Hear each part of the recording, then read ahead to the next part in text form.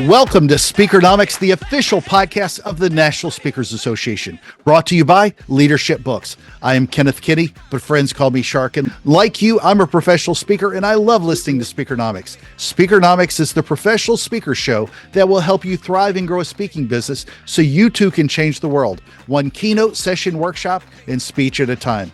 And on this episode, we welcome a legend, a true legend, the legendary Harvey Mackay. This man has written 12 books, but get this, 7 were New York Times bestsellers. And of that, 3 hit number 1 on the New York Times bestseller list. 2 of those have even been recognized in the top 15 motivational business books of all time. The one that shark lovers like me know the best is How to Swim with Sharks Without Being Eaten Alive. You know that one. He's a nationally recognized syndicated columnist. Toastmasters named him one of the top 5 speakers in the world, along with Tony Robbins and Mario Cuomo in his day. Harvey is a member of the National Speakers Hall of Fame. The accolades go on for days. And by the way, he's also been married 63 years with an amazing family. Harvey, welcome to Speakernomics. How are you today? Well, Kenneth, I'm really looking forward to this. And thanks again. I'm happy to be here. Absolutely. Now, to all my speaking friends, what are you doing to build your legacy? This is a tough business, and you've heard the credentials around today's guest, but are you ready to really outsell, outmanage, outmotivate, and out-negotiate your competition? I hope you have the street smarts to swim with the sharks on and off the stage.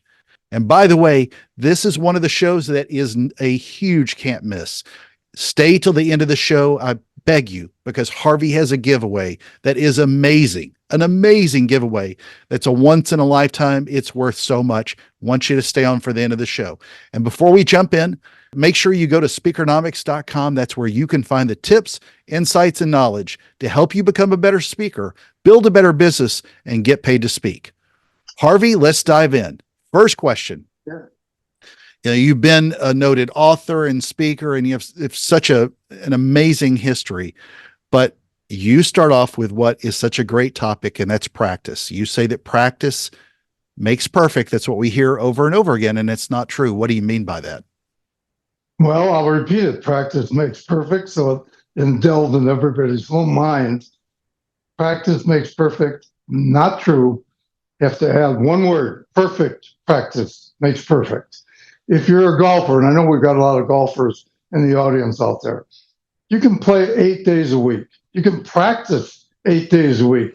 If you've got a loop in your swing, what are you doing? You're perfecting an error, correct? You put a ceiling on how good you can become. So I've had a lot of coaches in my life, and I just want to run down real quickly, okay?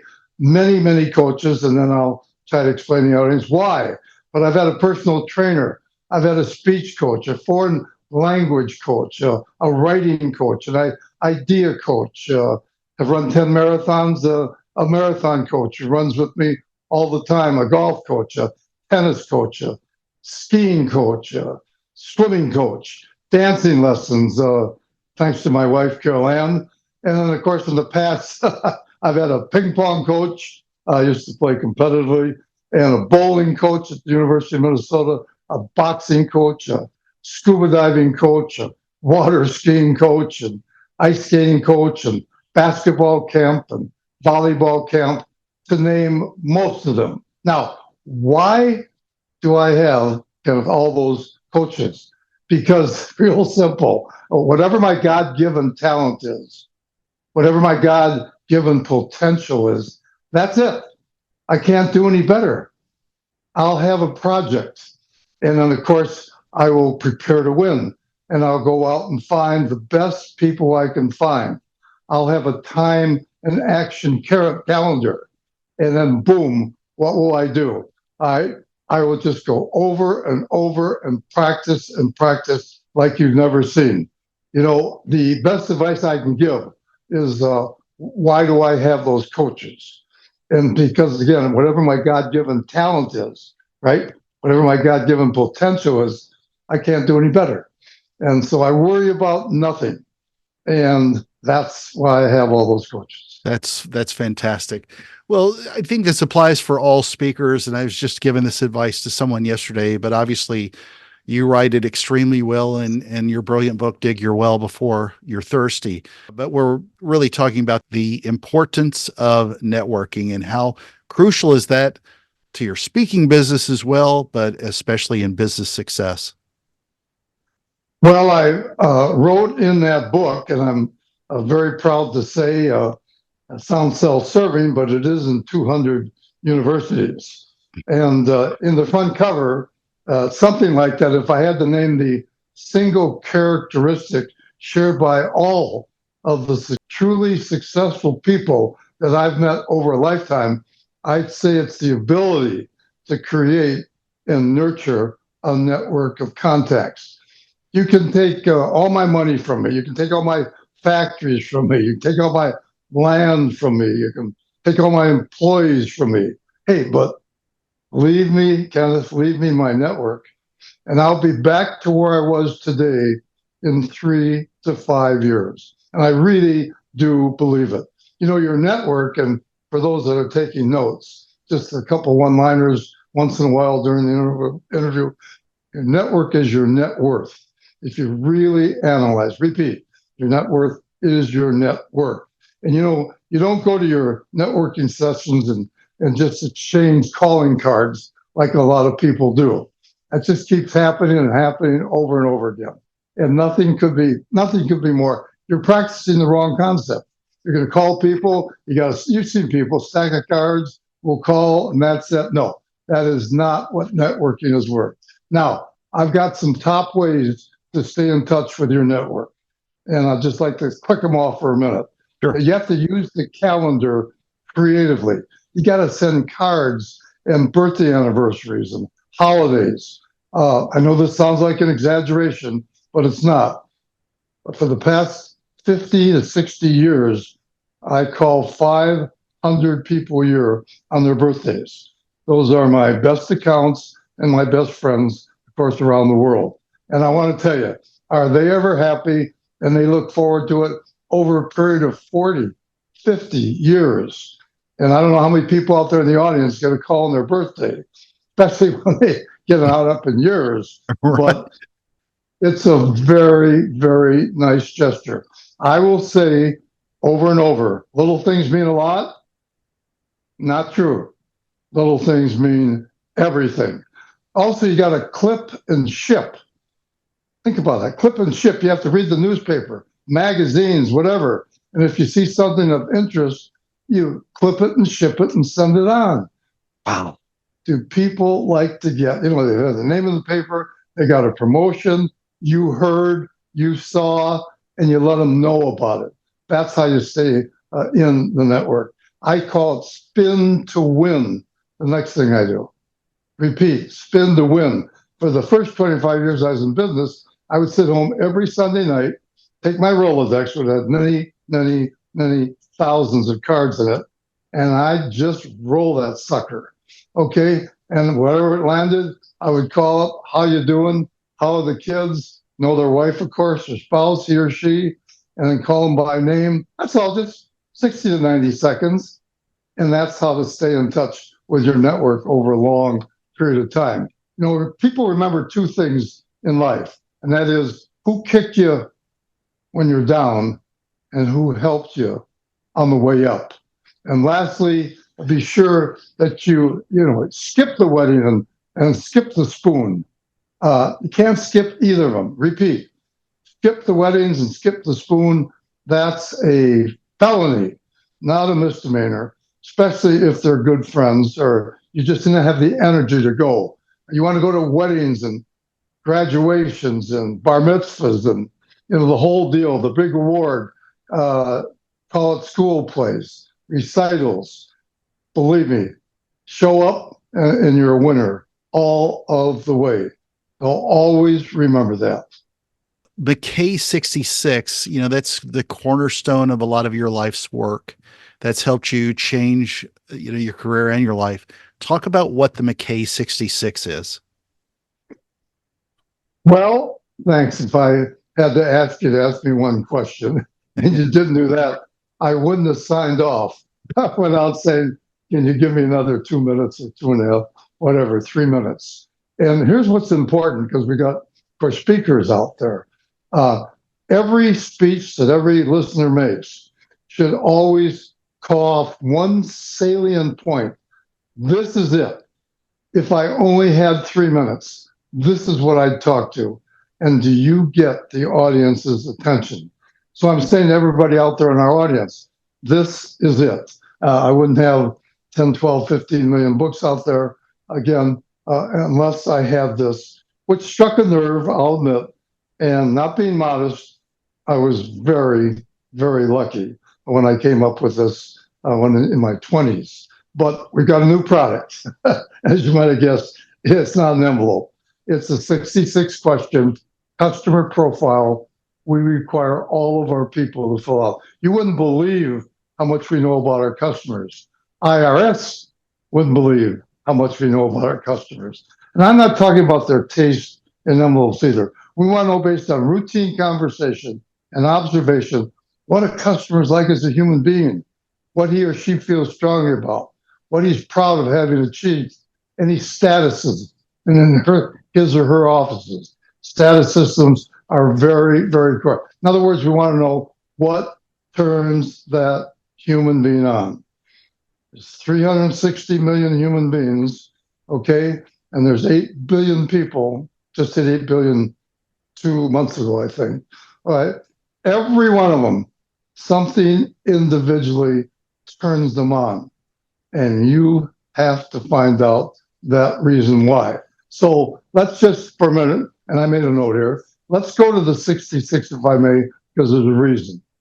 Very succinctly, and I'm just going to name off 10, 12, 15 of the 66 questions. We want to know about education, want to know, of course, where they were born, want to know about graduated when, college honors, extracurricular activity and college activities. We want to know about the family, if they happen to be married, marital status, spouses, education, spouses' interest, activities. We want to know about the children, their names and ages. We want to know about the children's education, of course, business background, previous employment. All these questions are very, very important. Special interest. We want to know about clubs, professional associations, politically active, active in their community and almost done. Lifestyle, hobbies, recreational interests, spectator sports. You know, do they like them, love them? Who are their teams? Which, of course, is very important. Question number 66 on the form. Does your competitor have more and better answers to the above questions than you do? Now, this is a concept philosophy tool. Doesn't answer all the questions, but dramatically increases the probability you will get the business. People buy from other people because of likability, because of people skills, because of chemistry. You can't talk, I sell envelopes, but and a lot of the people out there have additional businesses. You can't sit there and talk business with a buyer, you know, for the whole 20 minutes, 30 minutes. No. So you read the desk, you read the walls, all those different things. And that's how you, what I call, and this one they can write down, humanize your selling strategy. That is what's so important. Lastly, the sweetest sounding word in the English language is the sound of your own name on someone else's lips. That's the 66. And believe me, 10 answers are better than 5, 20 answers are better than 10. And we have, well, I had 300 accounts at age 21 when I came up with this idea. And I had 300 buyers, and I had most of those questions answered on every buyer. And then when I became an entrepreneur, still have trouble spelling the word, but that's exactly what I did. And I still have my company today, McKay Mitchell now, Envelope Company. I can tell you, every single person that comes to work for us that's in marketing or sales has that 66. And if all of a sudden, let's say we lose, Pillsbury, the account, I call the salesperson in, bring me your 66. And if it's not full, they lose that account and it goes to somebody else. Sorry for that. That was more than 3 minutes. I'm sorry. That's okay. That's okay. So another name that you've networked and connected with over the years. Somebody we've talked to about with each other before is another legend, Lou Holtz, good friend of yours. You've gotten to know him over the years. What's made Lou a Hall of Fame coach? I mean, this is a man that's coached, gosh, what he coached the Jets. He's coached the Razorbacks, Mhm. the Gophers, Mhm. won the national championship with Notre Dame. Amazing coach, an amazing speaker as well. I've seen him do a presentation before, and a pretty amazing person. What makes him a Hall of Fame coach? Do Exactly. we have Yeah. do we have 4 hours? Yeah, exactly. Maybe we may need more than that. Well, he's not only a good friend, he's the best friend I have. We're joined at the hip. We've talked almost every other day for 40 years. And if you don't think I've learned a ton from Lou Holtz, yeah, he's one of a kind.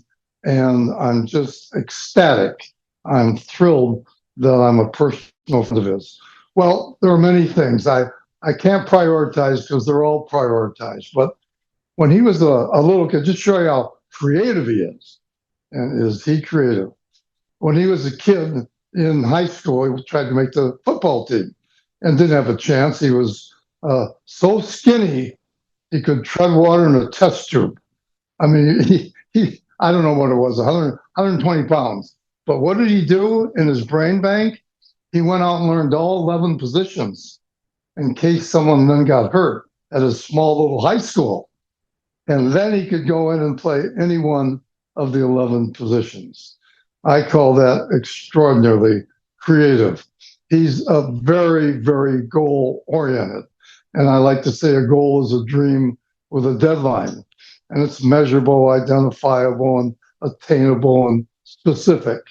And of course, you want those short term and long term goals in writing. And boy, does he have them in writing.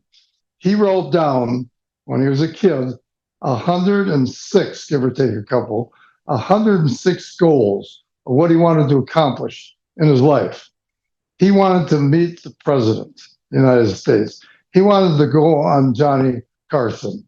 All of these dreams he wrote down one after the other, and they're impossible, of course, at his age. And sure enough, he accomplished all of them. Now, what do you think he did, if I may ask you? What do you think he did when he accomplished all 106 goals? He sat down and wrote another Another, 106 yeah. goals. Yeah, exactly. Yeah, I remember I called him up one day many years ago, of course. I said, "How you doing?" Well, he said number 87. I said, "What?" Number 87. He said, "I just jumped out of an airplane." that's how he lived his life. He was just unbelievable, and probably a story that fits today. And the people and the listeners don't have to agree with me, but I certainly agreed with them then at that point in time. But because of the trials and tribulations that are going on, the war that's going on, I just want to tell you where Lou Holtz was years ago. I was in every locker room, all 5 schools that he coached at, all of the 11 years at Notre Dame. I hired him at Minnesota as a committee of one. Very lucky, our athletic director had a heart attack, and the president of the university asked me to get a coach, so I got him. But so that was a big thrill. But I want to tell you what his philosophy is at Notre Dame and everywhere. First day, 125 recruits, most of them. And he says he just wants to give you a couple rules, that's all. And he said, here are my rules and Notre Dame's rules. Our goal is to win a national championship. Therefore, we do not want any distractions.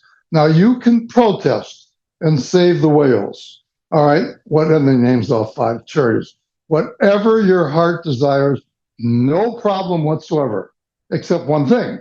You will not be on the Notre Dame football team immediately, same day, okay? Because we don't want any distractions. 99% of the players don't want any distractions. We don't want you taking a knee and saying no to the American flag. So you will not be, you'll be here at Notre Dame, and you get to keep your $250,000 scholarship. It's all yours, but you will never play for the University of Notre Dame. Now, that's what I call a disciplinarian, but it's possible that maybe some of the presidents at some of the universities could have used a little bit of that philosophy in a varying way. Who knows? And maybe they didn't get started. So there was never a problem in Holtz's 11 years when he was there.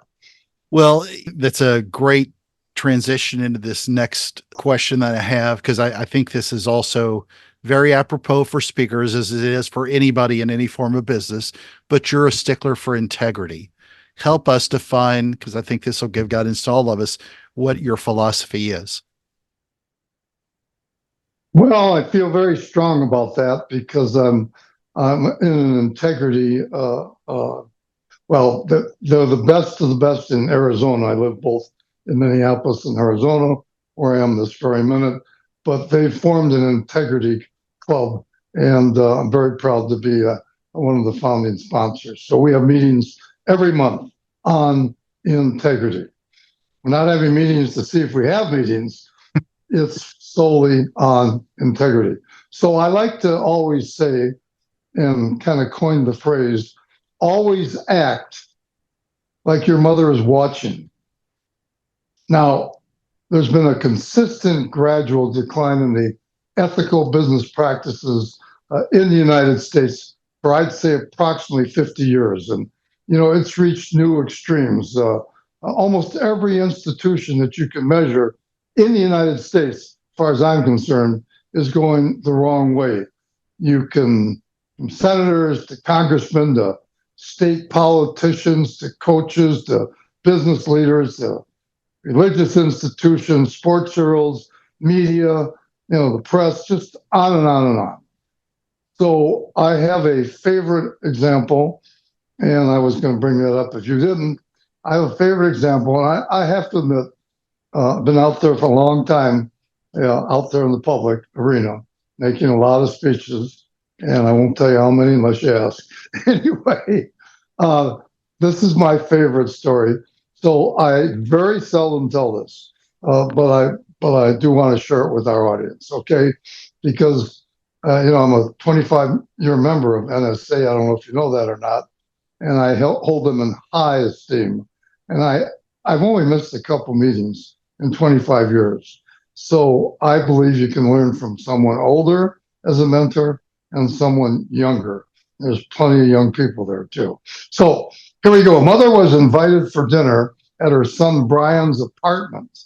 During the course of the meal, Brian's mother couldn't help but notice how beautiful Brian's roommate, Jennifer, was. Brian's mom had long suspected a relationship between Brian and Jennifer. So over the course of the evening, while watching the two interact, she started to wonder if there was more between them than met the eye.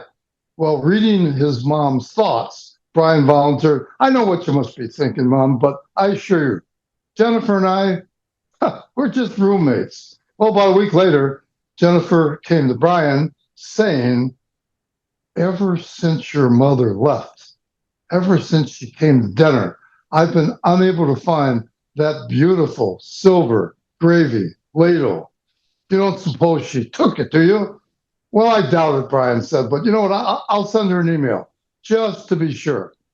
So he wrote, "Dear Mom, I'm not saying that you did take the gravy ladle from the house, and I'm not saying that you did not take the gravy ladle. But the fact remains that one has been missing ever since you were here for dinner.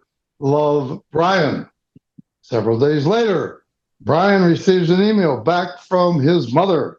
"Dear son, I'm not saying that you do sleep with Jennifer, and I'm not saying that you do not sleep with Jennifer. But the fact remains that if Jennifer had been sleeping in her own bed, she could have found the ladle by now. Love, Mom." McKay's moral: if you have integrity, nothing else matters. If you don't have integrity, nothing else matters. Well, it's amazing stories like that have also made you, other than just being part of NSA for 25 years, but you've been highly recognized, obviously, all over the world as an amazing speaker, not just a great speaker, but an amazing speaker. What are some of the tips that you can offer speakers out there who are trying to craft themselves as the next great, amazing legend on their own? Well, I think, a mini surprise. And again, it's kind of like bridge. In bridge, you get better every single time you play. You can't get to the end. Gin rummy may be the cards that are dealt you, but this is so important as a speaker that if you do some suggestions that I have here, I can guarantee guarantee them, they will become a better speaker. So you have to know one thing in life. I say, when you're totally alone, okay, just before you die, think about this. When are you totally alone? Just before you die, and just before you make a 5-minute speech. Or if you doubt the concept of eternity, try and make a 5-minute speech. So I happen to say to my audiences, and there'll be a lot of people out there going to disagree with this, but every listener we have today and in the future, okay, every single person is a salesperson, whether they like to admit it or not. Why do I say that? Because from the morning you get up, or the minute you get up in the morning, to the moment you go to sleep, what are you doing? You're communicating without question, correct? You're absolutely persuading, you're influencing, you're selling ideas. And so therefore, if that's not a salesperson, I don't know what is. So I feel sorry for them if they're not salespeople. Now, I have a Harvey Mackay's 35 to stay alive. 35 to stay alive. And they can go if they like. I'm just going to knock off about 6, 7, 8, 9 of them very, very quickly. Okay. But if they go to my website, which is so very important, I think, harveymackay.com. That's all. harveymackay.com. It's Harvey, McKay, M-A-C, not Mick, MACKAY.com. So here we go. There's 3 things to a great speech, and everyone has to realize this. Number 1, room size. Number 2, room size. Number 3, room size. I can put Lou Holtz, all right, number 1 speaker in the world for the last 20 years, not according to me, according to the Washington Speakers Bureau, because they represent all the people, many people around the world. Number 1 speaker in the world. I can put Holtz and Billy Graham in the wrong room, and on a 1 to 10, yes, they'll be a 10, but they won't be the 20 that they are every time they speak with a standing ovation. I've seen Holtz speak hundreds of times. Never not seen him get a standing ovation. So people have to know room size. If you're speaking to 100 people, that room's got to be 75 people. You got to almost have a complaint or two that you're too boxed in, that the aisles weren't big enough, because everything is chemistry. I mean, you just have to have the right room size. So I concentrate on that. Very, very important. Number 2, studies show, and I've almost never found anybody that has read these studies. All right, people laugh more in brightness. You want every light up in the room. Now, showing slides, you light up the audience. You'll still see the screen. But boy, bright lights, you can turn the lights down and dim them at dinners and so forth, and people can't see each other laughing. You can't see their faces. You don't get turned on. It's a big tip. Okay. Number 3. Let's see. Let's just go to. You always try to have a real pro. Have you ever had this happen to you? Always have a real pro introduce you. You know, sometimes you go to an association and they'll get someone up there that's a C- or a D, and they stumble through your introduction. I believe in introductions. I think they should be good, and they should be given by someone that understands the stage and the microphone and projecting. So they can make a note of that. Another killer, probably number 2 or 3 of importance, outside noise.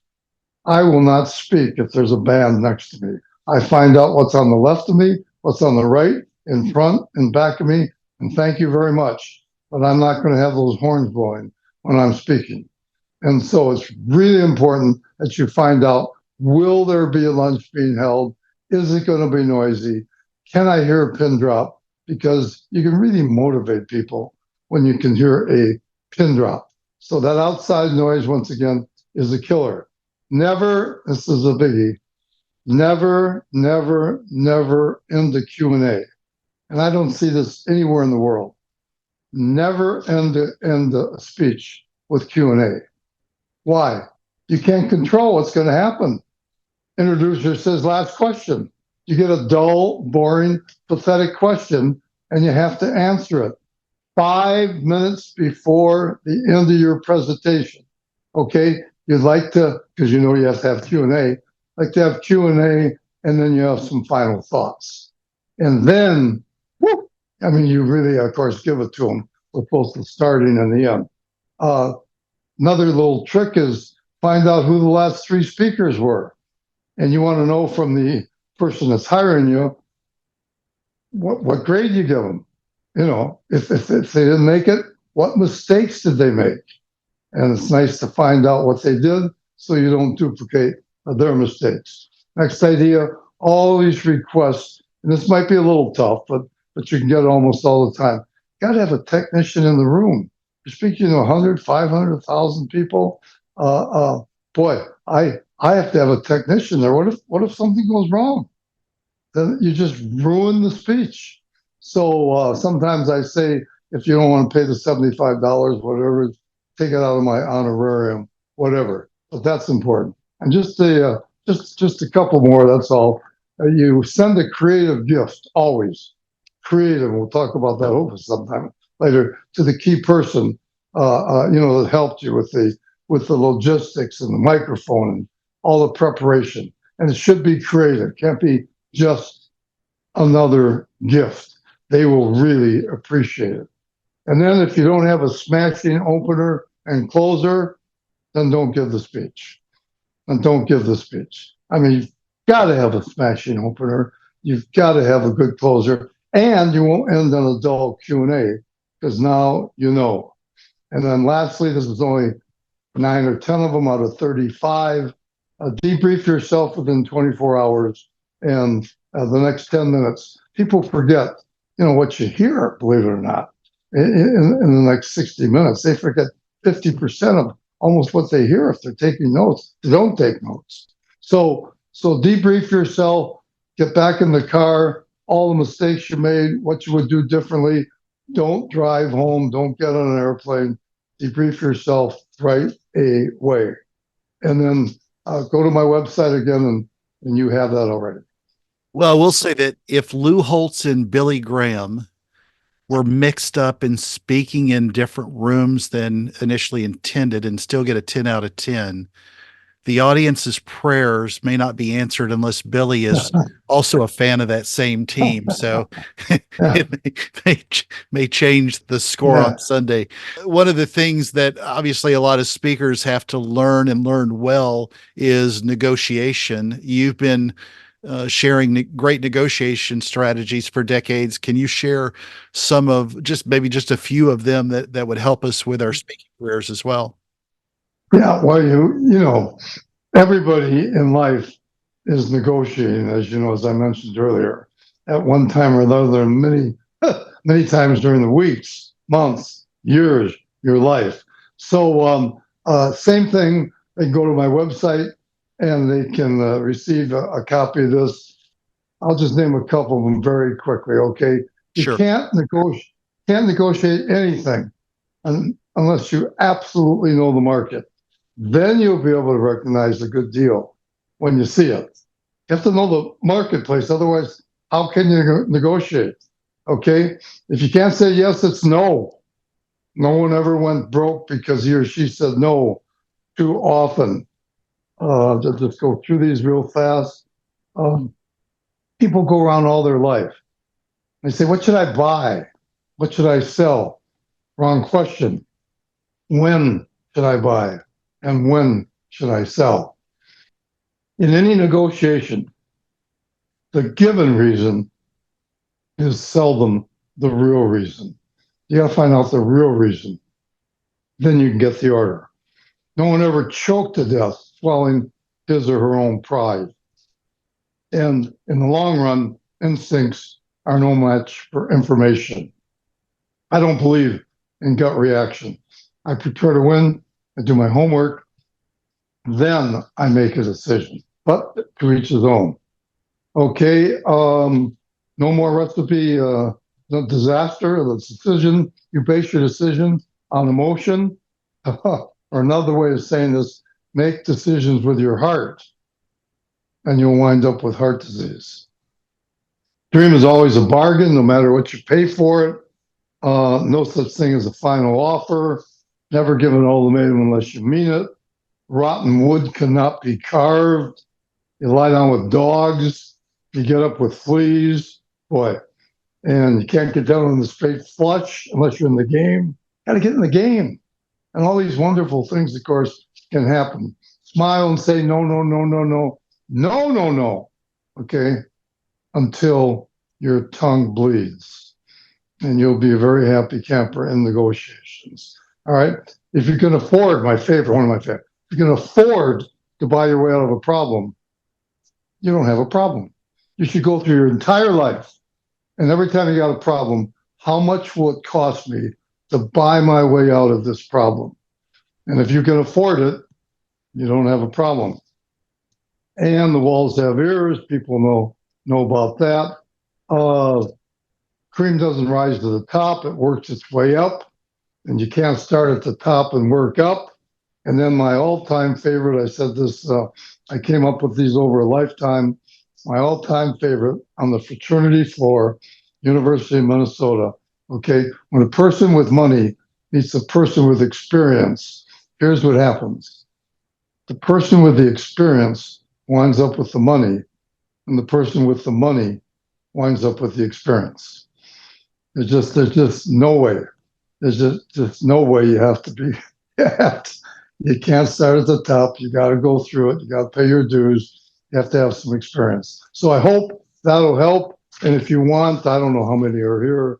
I guess about 30 of them. If you want a copy of it, just do it.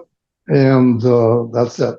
And I'm going to repeat this later too, but we don't share our emails with anyone. Not one chance in 100. Never, never, never. So if you send your email, total 100% privacy, and you will not get badgered by me because I almost never sell anything, okay, to you. That's just a little PS. Harvey, you've given a gazillion speeches, but one of the things that all of us do, and I'm sure you've had to do this over the years, is you can't be boring. There's too much competition out there. So how do you go about not being boring and not being predictable at the end of all your speeches? Why is this so important to you? Well, again, pretty tough to get good grades on an audience if they're not smiling at the end, right? So you usually kind of save your best story or one of your stories. But I've also got a sincere story, just a few words. And I've never ended a speech without saying, don't be boring. Don't be predictable. Don't ever just pick up the phone and call a customer or anybody without giving a lot of thought and maybe making a note or two, opener, close, and what's in the middle, which is what I do on every single phone call. Don't ever send a text without giving it a lot of thought. Don't ever misspell a word. Don't always text. Send a sincere thank you note, on your letterhead, which is so very important too. But people, again, buy from other people because, and I said earlier, all right, because of people's skills, but also they want to be entertained. They really, truly want to be entertained. So I could sit here, of course, for the next hour, and there's a lot of them that come to mind. I don't know exactly. Well, let's see. Let me just think. I've got all kinds of stories I could tell. Maybe I can tell this one. I've never done it in 60 seconds or 90 seconds, but I'll do my best. Okay. Never done that. It's a 3-4 minute story, and it builds. But I'm lucky enough to know Larry King. He's one of the best friends I've had, just like for 35 years. Passed away several years ago. Was on his show every single book, and I wouldn't be here today if it weren't for Larry King. And so, luckily, he happens to be just a huge fan of Muhammad Ali. And I also write about Muhammad Ali, and I travel around the country with him. And I don't mean to name drop at all. It's just the story and the luck that I've had with all of these people. So he worships Muhammad Ali, has never met him. I'm in New York having dinner with him, and I tell him to please join us. He stays at the Ritz-Carlton Hotel when he's in New York, lives in Hollywood, of course. So he just went ballistic and crazy. And I called up and told him to be there a few minutes early. Lonnie, his wife, and Muhammad, the three of us are sitting there, and he comes in 20 minutes later, probably not looking forward to having dinner with just me. Yeah, I didn't tell him about Muhammad Ali. And he walks in, and he goes ballistic, goes through the roof. Wild, okay? Gives him a bear hug left, bear hug right, kisses him left cheek, right cheek, forehead, as I recall, on the lips. And he sits down, he's got springs in his mouth. He knows everything. Zaire, Thriller from Manila. He knows everything about Muhammad Ali. And he's just going crazy. And about 30 minutes into the dinner where he's joined us, okay, a very nice looking woman came up and looked at the three of us, the champ and I and Larry, and, oh, Mr. McKay, I've read all of your books. Can I have your autograph? Well, King went nuts and asked her what her name was, which was Barbara, wrote her a little note, and she takes off. He just couldn't believe it. King turns around, ma'am, would you please come back here? And she didn't hear that. He gets up and screams. We're in a restaurant because there's tinkling and dishes. Ma'am, he gets her. Don't you know what this is? She comes back. This is Muhammad Ali. Don't you want his autograph? So I looked at Larry and I said, Larry, you bid it hook, line, and sinker. I paid her $50 an hour ago to come and ask for my autograph, which I did. She was the catering manager at the Ritz-Carlton Hotel, and I got there early and paid her $50 to come and ask for my autograph. And the champ says, give me 5, Harvey. But guess what? I got on the show again. A little laughter, a little humor. So I could keep you here the whole program, but that's one of my favorites. It's a 4-minute buildup, but I hope I did it quickly. Unlock the world of online courses, a key component to skyrocketing your author career. Learn how to leverage the digital landscape to share your knowledge and reach a global audience. This is not just a conference. This is your shortcut to book publishing success. Don't miss out on the opportunity to build the strategies, relationships, and expertise needed to rapidly get your book published. Find out more at leadershipauthorsummit.com. Okay, so I teased at the first that I wanted everybody to stay till the end, and that's because you're about to get an amazing gift. Harvey, would you like to tell them a little bit about this amazing gift that they're about to get, whether they're listening on podcast channels or watching on YouTube? This is why you got to listen to this show, because Harvey's about to give you something great. Well, thank you so much. And of course, I like to think that this is the highlight, not my interview, but this should be the highlight of the interview. First of all, I've been speaking about once a week for 35 years. And the book's been in 80 countries, so I get a chance to see the world and 50, 60 different languages. And finally, one day, and I'm not that creative to begin with as a teenager, but I taught myself to be creative. And I decided that I'd take off from the knife and fork circuit for one whole year, and I would start what I would call the Harvey Mackay round table. And I'd travel around the country and I'd find 25 people, which happened to be 19 men and 6 women, and I would have them come to Minneapolis and other cities, and I would teach them and mentor them professionally. Now, what did I teach them? This is for 1 year and 1 year only.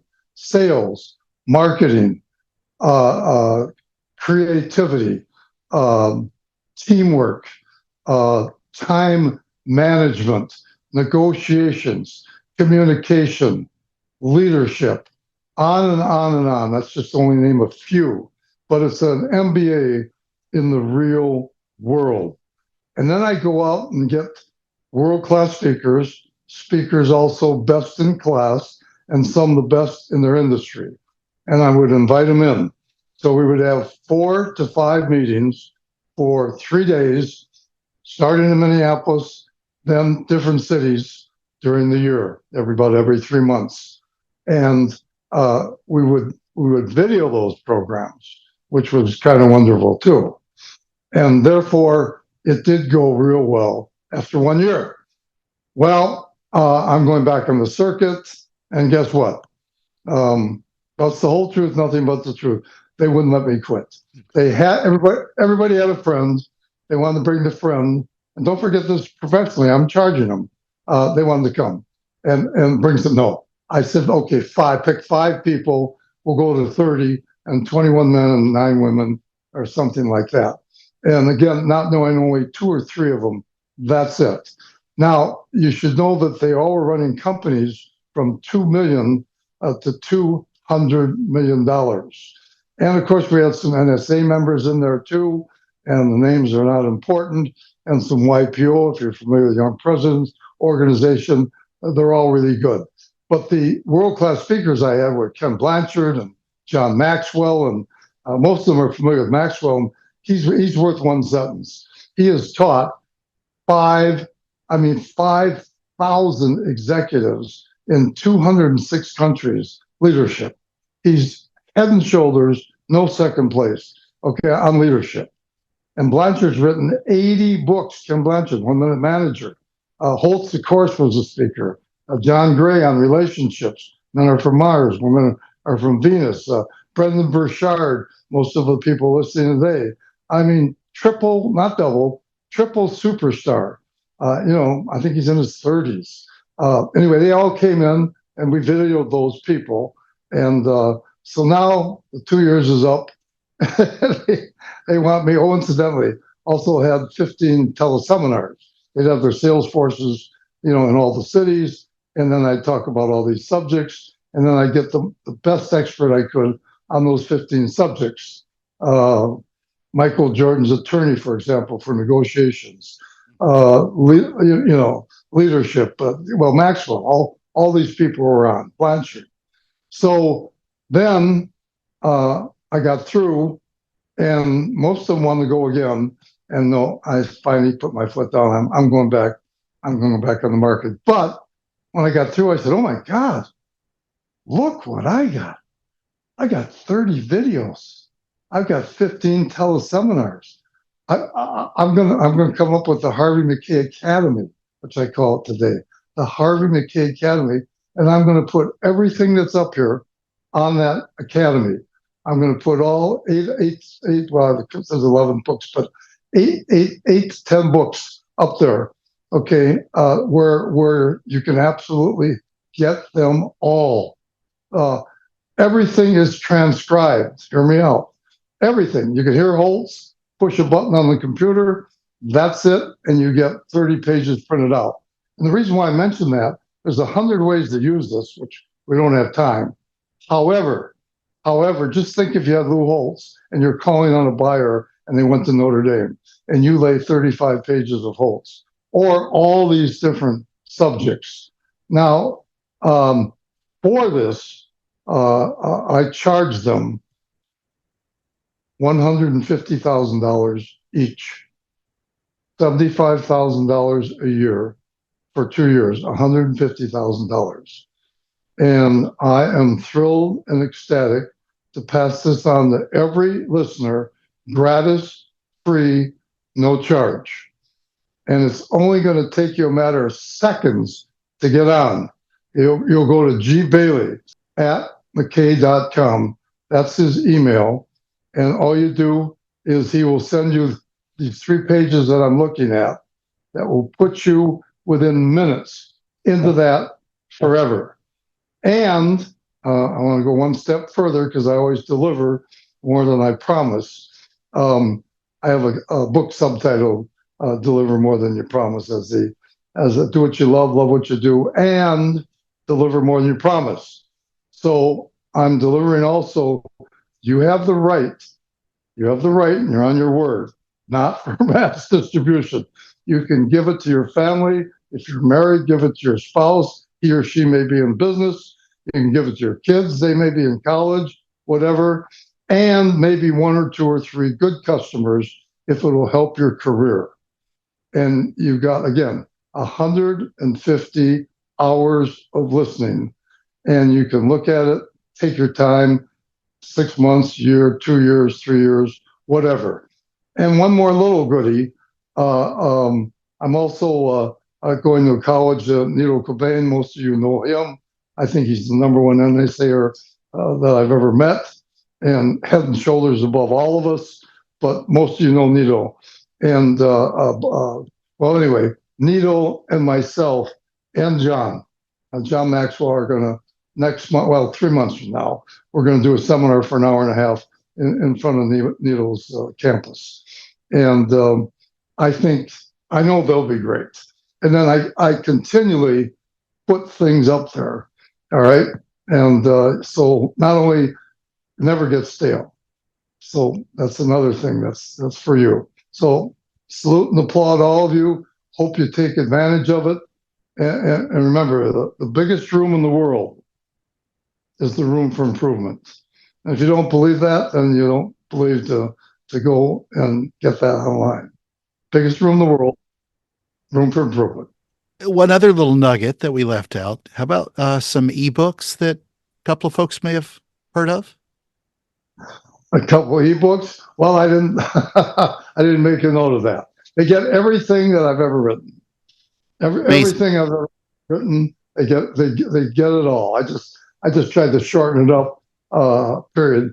Yeah, and, when you shorten it so much that all of Harvey's 7 New York Times best-selling ebooks, 3 that hit #1 on that list, and 2 of the top 15 motivational books of all time. And that's also a nice little giveaway he's given. That's a resource in this academy. It is simply, it's just amazing what you're doing. So I will make certain that I add those links as well.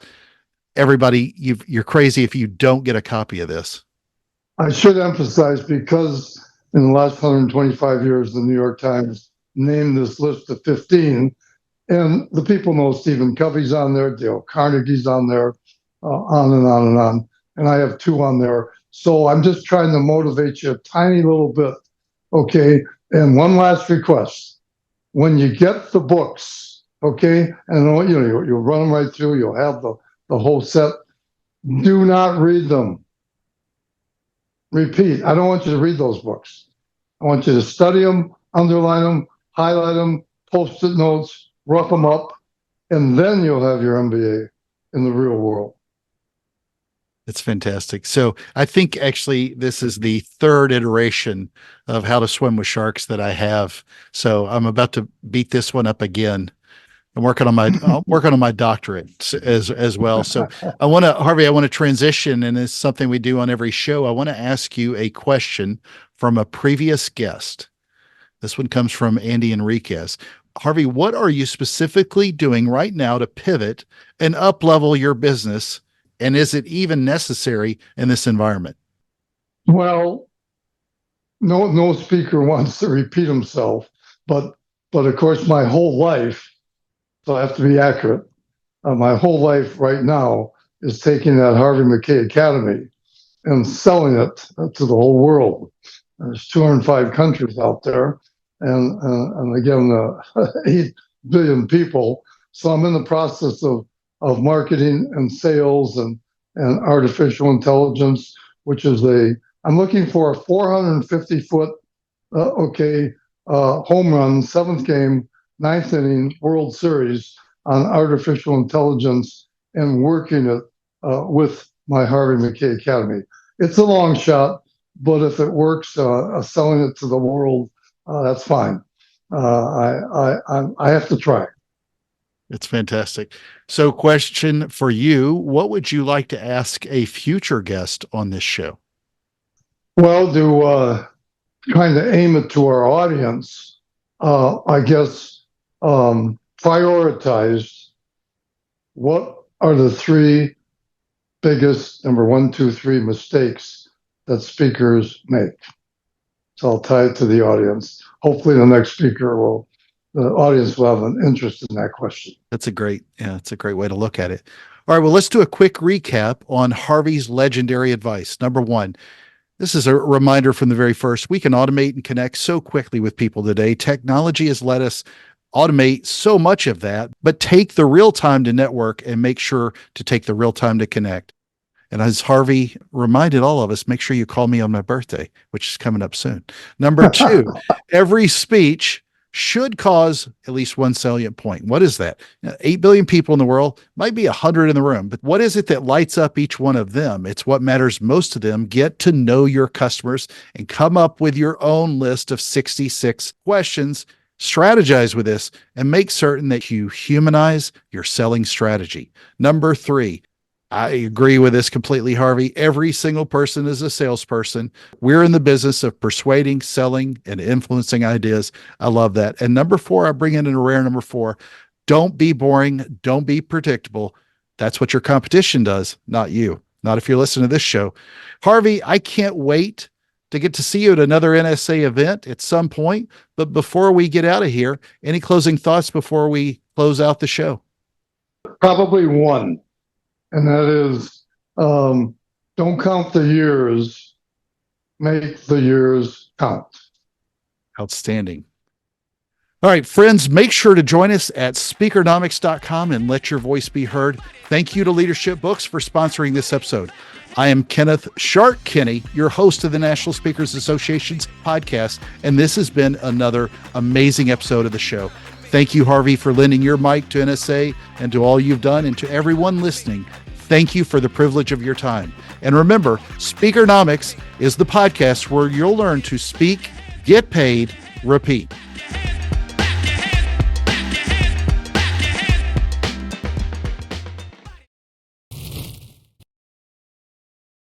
Attention all professional speakers. Are you ready to elevate your career? Join us at Influence 2024, the premier event of the National Speakers Association, happening this August 3rd through the 6th at the Gaylord Rockies Resort in Denver, Colorado. Connect with industry leaders, master your craft, and discover cutting-edge strategies to grow your influence and your speaking business. Now, whether you're a seasoned pro or just starting out, this event is designed for you. Now, don't miss out on this transformative experience and register now and be a part of something extraordinary. Register at influence24.nsaspeaker.org.